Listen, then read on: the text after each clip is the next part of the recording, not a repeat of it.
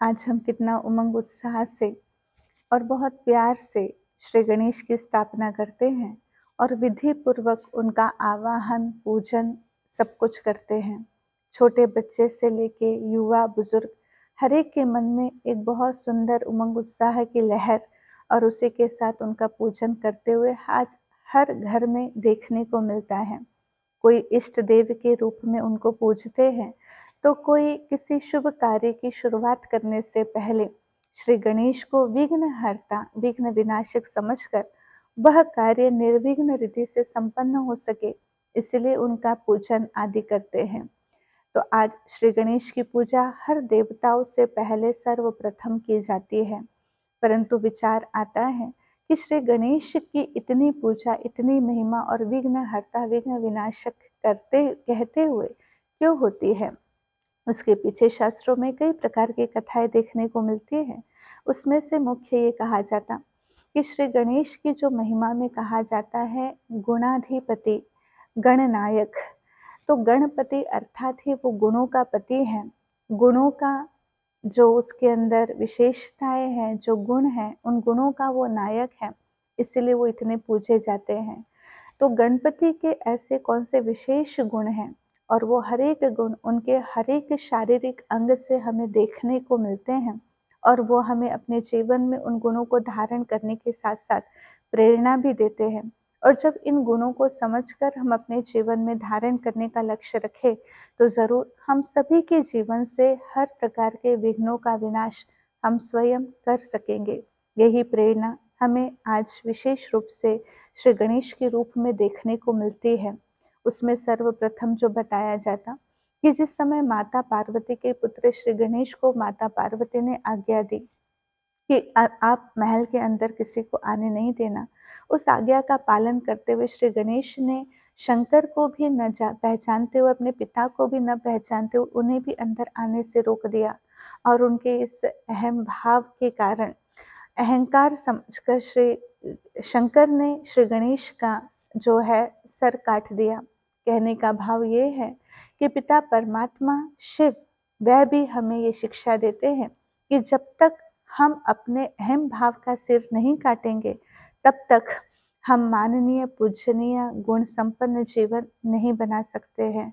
तो सर काटना ये किसी व्यक्ति के सर काटने की बात नहीं है, परंतु ये एक प्रकार से यादगार है कि ये अहम भाव को काटने की बात है, देह अहंकार को काटने की बात है।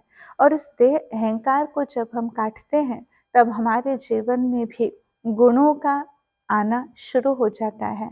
तो जहाँ पर गणेश जी का सर काट दिया गया, वहाँ पर फिर से उनको नया जीवन देने के लिए हाथी का सिर लगाया गया। तब हाथी के सिर की जो विशेषताएं बताते हैं कि जहाँ हाथी का सिर बड़ा और विशाल बताया जाता, और विशालता अर्थात ही बौद्धिक शक्ति अपार बताई जाती है। हाथी अर्थात ही बुद्धिजीवी प्राणी कहा जाता है। जिस प्रकार से कभी किसी व्यक्ति को जब हम देखते हैं कि उसके अंदर बहुत सारी बातें वो याद रखता है या समय पर याद कर कर उस प्रमाण से वो व्यवहार करता है, तो हम कहते हैं इनका तो हाथी का सिर है। ठीक इसी प्रकार से श्री गणेश का हाथी का सिर भी बताता है कि वह बहुत बुद्धिजीवी है। उसी का प्रतीक हाथी का सर विशाल बुद्धि का प्रतीक बताया हुआ है। फिर श्री गणेश की छोटी आंखें ये दर्शाती है कि हाथी जिस प्रकार से छोटी सी छोटी सुई भी अगर जमीन पर पड़ी हो तो वो उसको भी देख पाता है, और बड़ी सी बड़ी चीज तो आसानी से देख लेता।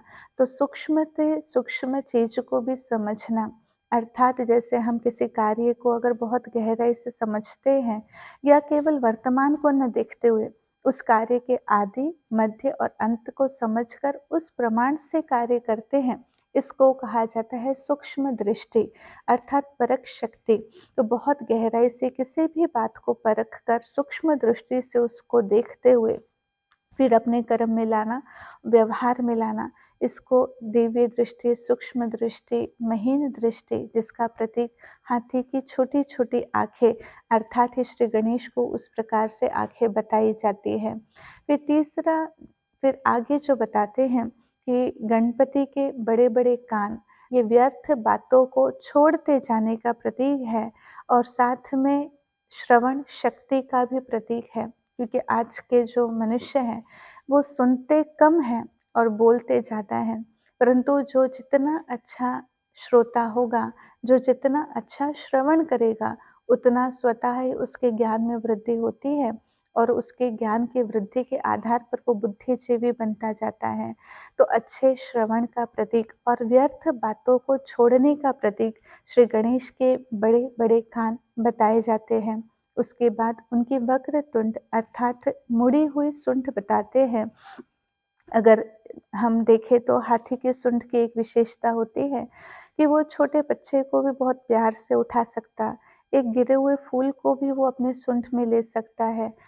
वो अपने सूंड के आधार पर बड़े-बड़े झाड़ भी उखाड़ सकता है, इतनी ताकत उस सूंड में होती है। अर्थात ही जैसा समय वैसे अपने आप को मोल्ड कर लेना, इसका प्रतीक गणेश जी की वक्र तुंड बताई जाती है। चाहे तो अपनी शक्ति के द्वारा वो अपने कमी कमज़ोरियों को भी ख़त्म जड़ से कर सकता, या फिर वो नम्रता दिखाकर फूल को उठाकर या बच्चे को गोद में भी उठा सकता।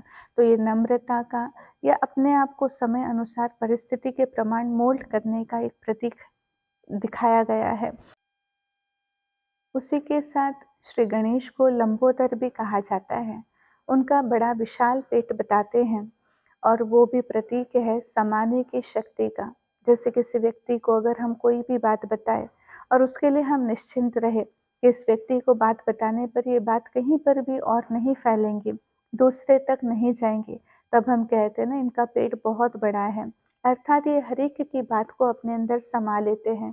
तो ये समाने की शक्ति का एक प्रकार से प्रतीक श्री गणेश का लंबोदर अर्थात बड़ा पेट बताया जाता है। फिर दूसरा जो बताते हैं, श्री गणेश का एक पैर ऊपर और एक नीचे धरती पर टिका हुआ है। ये हमेशा इस संसार से उपराम रहने का एक प्रतीक है कि वे कर्म तो कर रहे हैं, संसार में तो हैं, परंतु संसार में रहते हुए भी हर परिस्थिति के लिए वो हर समय अलर्ट भी है और साथ साथ एक्टिव भी है। और साथ ही इस संसार से जैसे कि उनकी बुद्धि ऊपर उठी हुई है, उपराम है, वो चाहे तो इस संसार में कर्म कभी कर रहे हैं और बुद्धि से ऊपर जब चाहे तब इस संसार से परे बुद्धि को ले जा सकते।